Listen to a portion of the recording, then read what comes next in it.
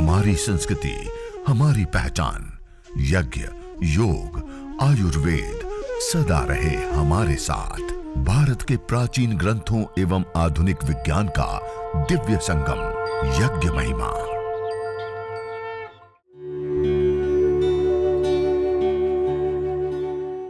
भारतीय संस्कृति में यज्ञ, योग एवं आयुर्वेद जैसी अमूल्य विद्याएं हैं, जिसका मूल है वेद।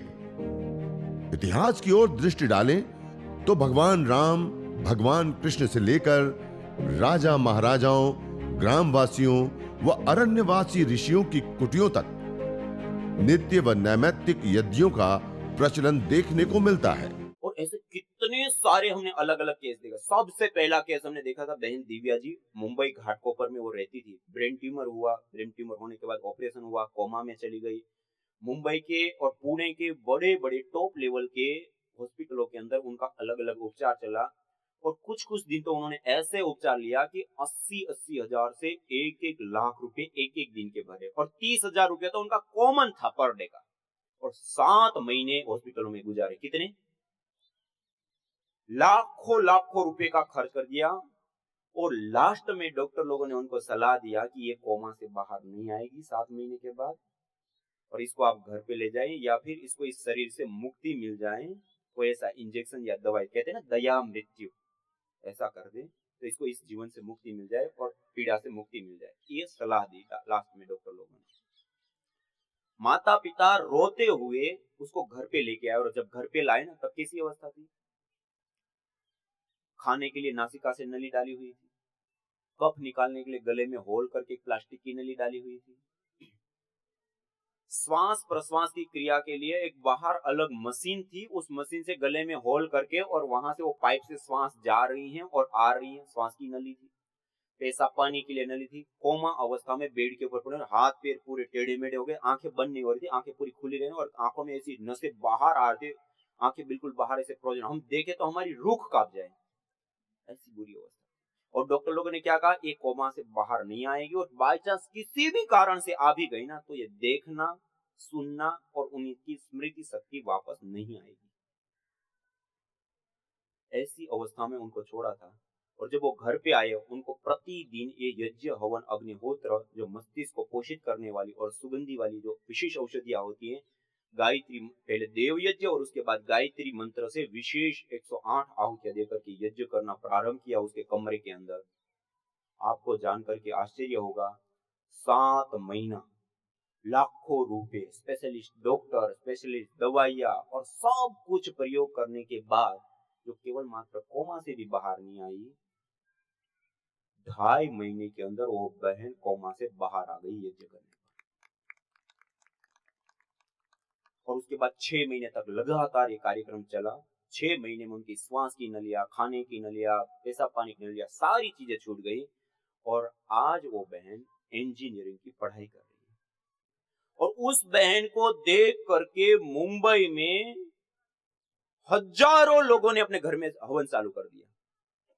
और वो खुद जब अपने गांव पे गई, उनकी चाची की बेटी, उनको जब कई बार होते हैं बच्चे पैदा होते तभी से मस्तिष्क से थोड़ा सा कार्य कम करते हैं, मंगोल जैसा ऐसा होता है।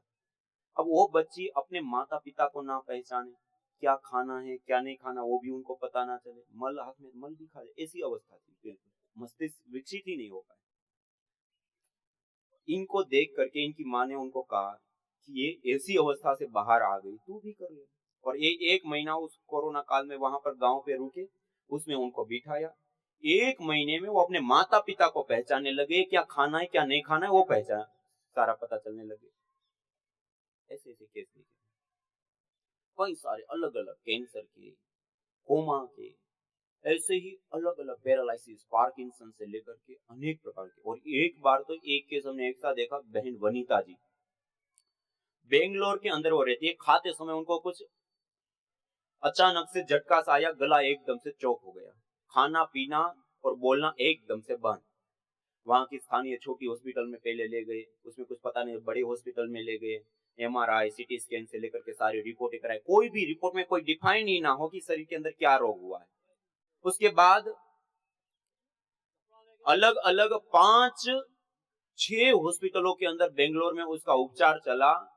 एक भी उपचार में किसी भी प्रकार का कोई सुधार नहीं आया, ना खा पाए, ना पी पाए, ना बोल पाए, ना रिपोर्ट में भी कुछ आए, ना दवाई दें उस दवाई से भी असर हो। उनके भाई रहते हैं मुंबई में, उसको मुंबई बुलाया। मुंबई में फिर से अलग अलग बड़े बड़े हॉस्पिटलों में एमआरआई, सीटी स्कैन से लेकर के जो भी अलग अलग चीजें की जा सकती हो सब कुछ कंसल्टिंग से लेकर किया, दवाइयां दी, वहां पर भी कुछ असर नहीं हुआ। लास्ट में पूरा परिवार हो गया निराश। उस समय उनको यज्ञ कराया और यज्ञ में विशेष रूप से आधा आधा 1-1 घंटा यज्ञ, और यज्ञ के बाद वहीं बैठ करके भ्रामरी, उद्गीत, अनुलोम विलोम और ओम का उच्चारण करने का प्रयास करने के लिए कहा। कर नहीं पा रही थी लेकिन करने का प्रयास करने के लिए कहा। हवन, और हवन के बाद ऐसे सुबह और शाम उसी में रहना है और वही करना है। और आपको जानकर के आश्चर्य हो, जो पिछला इतना सारा लाखों का खर्च, ये सब कुछ करने के बाद जब कुछ नहीं हो पा रहा था, कोई चारा नहीं था, और तब तक को उनका मतलब 1 महीने के आसपास करीब समय बीत चुका और 12 किलो से ज्यादा वजन कम हुआ है। कितनी बोतलें ग्लूकोज आदि की चढ़ा चुके और क्या क्या कर चुके, और केवल मात्र यज्ञ और उसमें इस प्रकार ओम का उच्चारण, प्राणायाम आदि करने पर 6 दिन के अंदर वो बोलना, खाना पीना सब चालू हो गया। ऐसी हमने अननोन डिजीज को भी ठीक होते हुए यज्ञ चिकित्सा में जब ये चीजें हमने देखी ना, तब जो मैंने अभी आपको वेद मंत्र सुना है ना, यदि क्षेतायु और यदि वह पड़े तो यदि मृत्युरंतिकम निधेव, व्यक्ति की आयु क्षीण हो चुकी है, उनके प्राण, उनकी धातु ये क्षीण हो चुकी है, अब शरीर कोई कार्य करना नहीं, मौत सामने दिख रही है, तब भी मैं यज्ञ बाहर लाता और 100 साल की आयु देता। ये सारे केसों में हमने अपनी आंखों के सामने उस वेद मंत्र को साकार होते हुए देखा। और जब हमने अनुसंधान किए तो उन अनुसंधानों में भी ये सारी चीज पाई। यज्ञ करने से पंच प्राण, पंच उपप्राण, सप्त धातुओं का पोषण होता है। मूलाधार से लेकर के सहस्रार पर्यंत अष्टक चक्रों में शक्ति का संचार होता है। मंत्रोच्चारण पूर्वक जब हम 5-7-10 मिनट यज्ञ करते हैं, उससे हमारे न्यूरोकेमिकल्स बैलेंस में आ जाते हैं। दुनिया में आज कोई दवाई नहीं है हम अपने न्यूरोकेमिकल्स को बैलेंस कर सके। हवन, यज्ञ, अग्निहोत्र करने पर न्यूरोकेमिकल्स बैलेंस में आ जाते हैं। सबसे बड़ी बात, स्ट्रेस, तनाव, डिप्रेशन का सबसे सटीक समाधान हवन करते हैं ना, उसमें गाय का घी है, चंदन, जावित्री, जायफल, अलग अलग जड़ी बूटियां, उसमें एरोमेटिक्स ऑयल्स और परफ्राल, गुगुलस्टेरोल, ये कुछ ऐसे विशेष कंपोनेंट्स होते हैं, वो जब हमारी नासिका से जैसे ही ग्रहण में आते हैं, हमारी पिट्यूटरी ग्लैंड को सीधा प्रभावित कर एक्टिव करते हैं और स्ट्रेस हार्मोन्स को एकदम डाउन ला देते हैं और गुड हार्मोन्स को बढ़ा देते हैं एकदम। आज पूरी दुनिया की सबसे बड़ी बीमारी कोई है तो स्ट्रेस, तनाव, डिप्रेशन और अन्य बड़ी बीमारियों का कारण भी आज उसी को माना जाता है, और यज्ञ करने पर सीधा उसके ऊपर इफेक्ट होता है। स्ट्रेस मैनेजमेंट का सबसे बड़ा तरीका है, लोग घरों में ही आपस में झगड़ते रहते, एक दूसरे से चिड़चिड़े हो जाते हैं, हवन करो। और पिछले कोरोना काल में तो हमने देखा कितने सारे घरों में बच्चे, ऑनलाइन क्लास है, टीवी, मोबाइल, उसी के ऊपर सारा चल रहा है, कितनी बड़ी मात्रा में बच्चों की चिड़चिड़े हो गई, कितना। ये हवन करने पर स्ट्रेस, तनाव, डिप्रेशन, चिड़चिड़ापन एकदम से दूर होता है, न्यूरोकेमिकल्स बैलेंस में आ जाते हैं, पंच प्राण, पंच उपप्राण, सप्त धातुओं का पोषण होता है। यज्ञ एक अपने आप में साइंटिफिक, वैज्ञानिक, पंथ निरपेक्ष, सार्वभौमिक प्रक्रिया है। इसको हमें जरूर करना चाहिए। चिकित्सा के रूप में भी कार्य करता है। अलग अलग लाभ भी आपको पता है, रेडिएशन दूर होना, बैक्टीरिया, वायरस, फंगस दूर होना। ये बैक्टीरिया, वायरस, फंगस वाला तो हम इंटरनेशनल जर्नल में एविडेंस बेस्ड मेडिसिन में कर चुके कि 5 मिनट की प्रोसेस करने पर इससे बचाव होता है। इतनी बड़ी चीजें हैं। और ये जितने भी हमने लाभ देखे, ये सारे के सारे भौतिक लाभ है। कैसे लाभ हैं? व्यक्तिगत जीवन से जुड़े हुए और भौतिक लाभ हम कह सकते हैं। इन सब के साथ एक महत्वपूर्ण और विशेष लाभ होता है, और जिसके लिए यज्ञ कहता है ना कि अधिक मात्रा में दवाइयां लेते क्या होता है, साइड इफेक्ट होते हैं। क्या होता है साइड इफेक्ट? यज्ञ करने पर ये जितने भी लाभ देखे, सारे के सारे साइड बेनिफिट है। मुख्य लाभ होता है इसका प्रकृति का पोषण। इसीलिए इसको कहा जाता है देव यज्ञ। क्या कहा जाता है? देव यज्ञ। देव, देव किसको कहते हैं? दानात देव, जो हमें दे। सूर्य देवता क्या दे रहे? रोशनी दे रहे। वायु देवता प्राणवायु दे रहे। जल देवता जल दे रहे। हमारा जीवन ये सब देवताओं से चल रहा है। पंच तत्व अग्नि वायु जल पृथ्वी, 5 तत्वों से ये पिंड बना है, 5 तत्वों से पर्यावरण और सारा ब्रह्मांड बना है। और ये पांचों तत्व संतुलित, पोषित, संवर्धित होते हैं यज्ञ के माध्यम से। अयम यज्ञो भुवनस्य नाभि। यह यज्ञ संपूर्ण चराचर भूमंडल ब्रह्मांड की नाभि, जैसे माता के गर्भ में शिशु का पोषण नाभि से होता है, ऐसे ही यह प्रकृति का पोषण यज्ञ रूपी नाभि से होता है। वसोह पवित्रमसि द्योरसि पृथ्वीरसि मातरिस्वानो धर्मोऽसि परमेण धामना दिहस्व माहवार्माते यज्ञपतिं भाषित। यह यज्ञ पवित्रता का हेतु है। द्योरसि, द्युलोक में स्थित होने वाला, द्युलोक को संतुलित करने वाला, पृथ्वीरसि, पृथ्वीलोक को संतुलित करने वाला है, पोषित करने वाला है। मातरिस्वान धर्मोऽसि, मातरिस्वान कहते हैं वायु को, वायु का पोषण संवर्धन करने वाला है। परमेण धामना दिहस्व, जिस जिस स्थानों पर यह यज्ञ होता है वो परम धाम हो जाते हैं। दिहस्व हमें बढ़ाने वाले हो जाते हैं। माँ वार्माते यज्ञपति भाषित। मनुष्य इस यज्ञ का कभी भी त्याग मत कर। पंचभूतात्मक इस सारी प्रकृति का पोषण और संवर्धन होता है। और जब तक ये 5 तत्व पोषित, संवर्धित और सुरक्षित हैं, तब तक ना तो ये प्रकृति में होने वाले उत्पात, अतिवृष्टि, अनावृष्टि, भूकंप, बाढ़ से लेकर के अलग अलग प्रकार की आपदाएं आएगी, और ना ही ये पिंड रूपी पंचभूतात्मक इस पिंड के अंदर अलग अलग बीमारियों रूपी उत्पाद आएंगे। और जब ये 5 तत्व शुद्ध हो गया तो ना ये पिंड भी हमारा सुरक्षित रहेगा और ना ये ब्रह्मांड भी हमारा सुरक्षित रहेगा। और ये दोनों को सुरक्षित रखना है तो प्रकृति का पोषण और संवर्धन बहुत ही जरूरी है। और वो कार्य बड़ा सरल तरीके से, आसान तरीके से कोई होता है तो वो यज्ञ, हवन, अग्निहोत्र से। जब सब लोगों को कहते हैं ना हवन करना चाहिए, तो बहुत सारे लोग कहते हैं ये तो पंडितों का विषय है, ये तो ब्राह्मणों का विषय है, ये हिंदुओं का विषय है। ये पंडित ब्राह्मण हिंदुओं के लिए नहीं, हम सब के लिए है, जीव मात्र के लिए है। क्या बैक्टीरिया, वायरस, फंगस उसी को लगता है? हम सबको लगता है। वायु प्रदूषण उसी को लगता है? हम सबको लगता है। रेडिएशन उसी को प्रभावित करता है? हम सबको करता है। बीमारियां उसी को आती हैं? हम सबको आती है।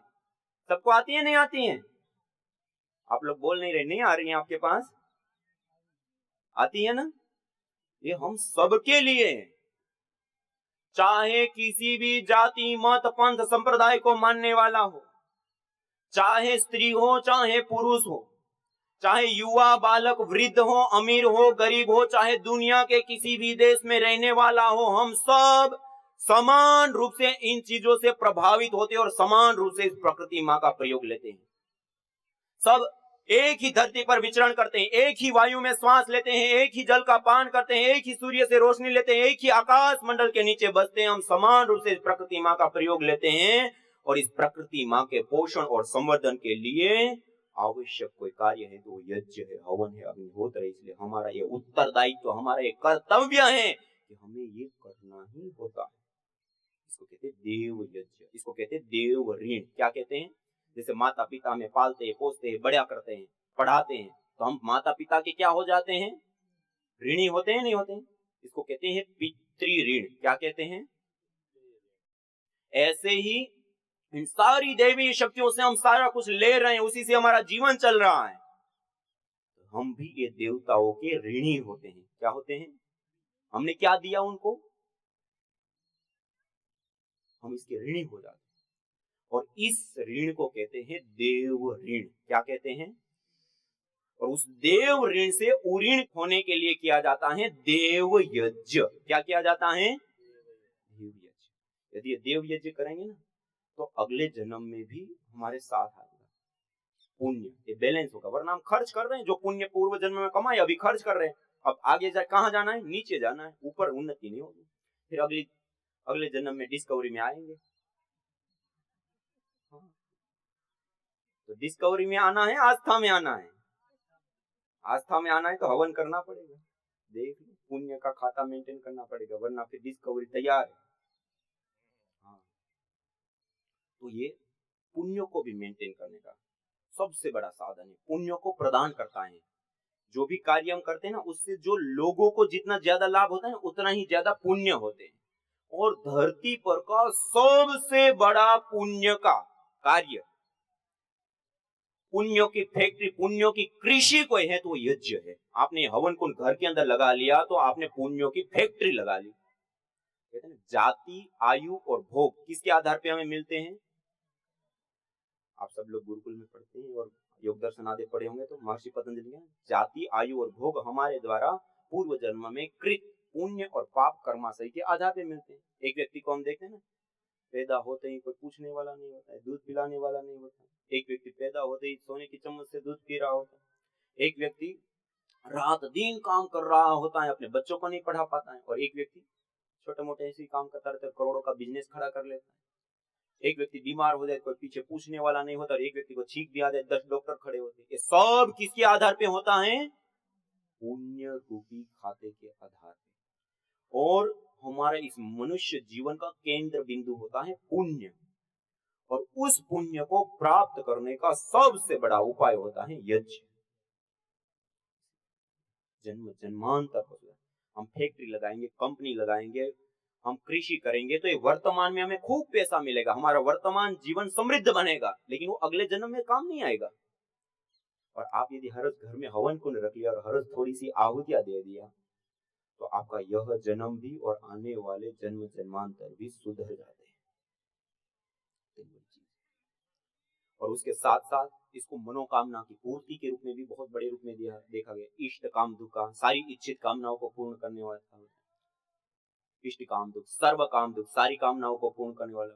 सत्याह संतु यजमानस्य कामा, जो यजमान हवन यज्ञ अग्निहोत्र करने के बाद जो प्रार्थना करता है उनकी सारी मनोकामनाएं प्रार्थनाएं पूर्ण होती है। वेद में कहा ये मनोकामना की पूर्ति का भी बहुत बड़ा साधन है। हम लोग कहाँ मंदिर मंदिर घूमते रहते, इधर उधर जाते रहते, अपने घर को मंदिर बनाइए हवन करके, इतना बड़ा सरल साधन है। ये मनोकामना की पूर्ति का भी साधन है, पुण्यों का भी साधन है, और भी समस्त प्रकार की नेगेटिविटी, नेगेटिव ऊर्जा, समस्त प्रकार के अशुभों से भी हमें मुक्त कर देता है। कोई नेगेटिव ऊर्जा हमारे घर के अंदर आएगी। ऐसे यज्ञ हवन अग्निहोत्र अपने आप में एक बहुत बड़ी विद्या है। और यहाँ तक कि शास्त्रों में बताया यथे क्षुधिता बाला मातरम पर्युपास्ते एवं सर्वाणि भूतानि अग्निहोत्र उपास्ते। जैसे भूख रूपी दुख से पीड़ित बालक अपनी माँ की उपासना करता, अपनी माँ की गोदी में जाता, अपनी माँ के पास जाता है और निश्चित रूप से भूख रूपी दुख से निवृत्ति पाता है। एवं सर्वाणि भूतानि अग्निहोत्र उपास्ते, ऐसे ही सारे मनुष्य गण अपने जीवन में आने वाले विभिन्न प्रकार के त्रिविध तापों से मुक्ति पाने के लिए यज्ञ हवन अग्निहोत्र की शरण में जाते। येन सदनुष्ठानेन संपूर्ण विश्वम कल्याणम भवेत्। आध्यात्मिक, आधिदैविक, आदि भौतिक ताप त्रयोन उन्मूलनम सुकरम स्यात् तद यज्ञ पदाविधेयम्। जिस सद अनुष्ठान को करने से संपूर्ण विश्व का कल्याण होता हो और व्यक्तिगत जीवन में आने वाले आध्यात्मिक, आधिदैविक, आदि भौतिक ताप त्रयोन उन्मूलनम, तीनों प्रकार के तापों का उन्मूलन सरल जिससे हो जाए उसको यज्ञ हवन अग्निहोत्र कहते हैं। तो आप सब लोग करेंगे ना हर रोज? हाँ, इस यज्ञ को हमें हर रोज करना है। और कुछ भी ना आए ना, ये जो विधि होती है ना, ये विधि का आपको उसके अंदर लिफलेट, छोटा सा पंपलेट भी आपको साथ में दिया है, उसमें पढ़ करके कर सकते हैं। YouTube चैनल है स्वामी यज्ञदेव YouTube चैनल, उस YouTube चैनल के ऊपर भी यज्ञ प्रशिक्षण करके एक प्लेलिस्ट है, उसमें उसका वीडियो विधि आदि है। उसी को चला करके 4-5 दिन साथ साथ में करोगे, फिर खुद को करने का आ जाएगा। वो छोटे छोटे मंत्र होते हैं, थोड़ा सा होता है, वो आसानी से सरलता से याद हो जाता है, हम खुद कर सकते हैं फिर बाद में। इसी प्रकार और भी अलग अलग कई सारे उपाय हैं, लेकिन इसको जरूर करें। और कुछ ना आए तो अग्नि अच्छे से प्रदीप्त करके, आचमन, अंगस्पर्श, जल सिंचन आदि करके और गायत्री मंत्र और महामृत्युंजय मंत्र से ही 11-21 आहुति दे दें। गायत्री मंत्र तो आता है ना सबको? आता है महामृत्युंजय मंत्र? हाँ, गायत्री मंत्र, महामृत्युंजय मंत्र से आहुति दे करके कम से कम कर, लेकिन जरूर करना चाहिए, नीचे थाली भी चाहिए।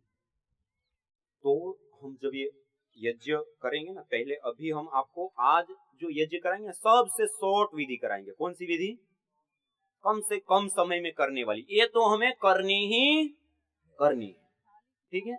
और अधिक हमें जितना कर सकते हैं उतना विशेष, आपको जो मैंने बताया ना यज्ञ.दिव्ययोगा.com, ये एक वेबसाइट है।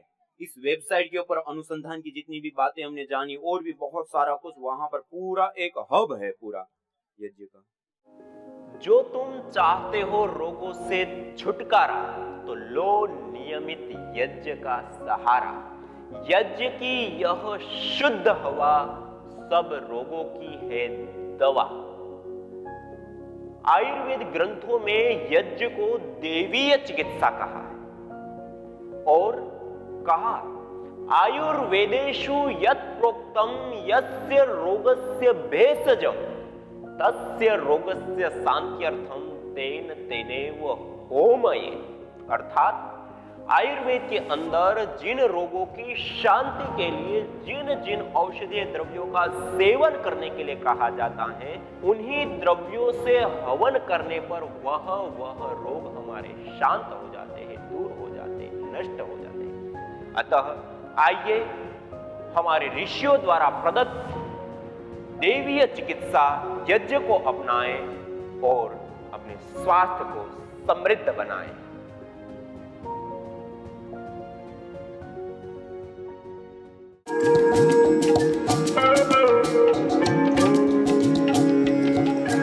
चर्मेष्टि हवन सामग्री, जो विशेष रूप से दारू हल्दी, करंज बीज, गिलोय, बाकुची, बहेड़ा, श्वेत चंदन, काली जीरी, हल्दी, खेर, नीम पत्र, मंजिष्ठ, चिरायता, द्रोण पुष्पी, देवदारू, उश्वा, पुष्करमूल, अपामार्ग, वचा, कपूर आदि विशेष द्रव्यों से निर्मित इस चर्मेष्टि हवन सामग्री से हवन करने पर उत्पन्न धूम्र के अंदर एगारेकिक एसिड, फोलिक एसिड, डीऑक्सिस्पर्क्यूलिन जैसे विशेष मॉलिक्यूल्स, कंपोनेंट, फाइटोकेमिकल्स पाए जाते हैं, जो दांत, खाज, स्किन एलर्जी, सफेद दाग, एक्जिमा, सोराइसिस आदि त्वचा रोगों में विशेष करके लाभप्रद होता है।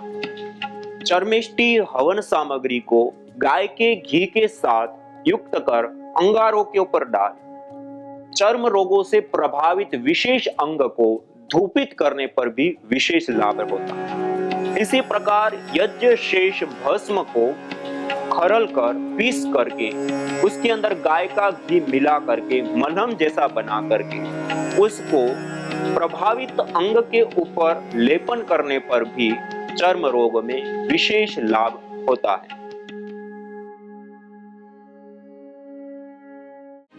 यज्ञ भारतीय संस्कृति का मूल है।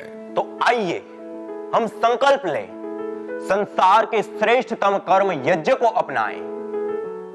पिंड और ब्रह्मांड में संतुलन कायम करने वाले यज्ञ को अपने जीवन का अभिन्न अंग बनाएं एवं प्रकृति मां के प्रति अपने ऋणों को अदा करें।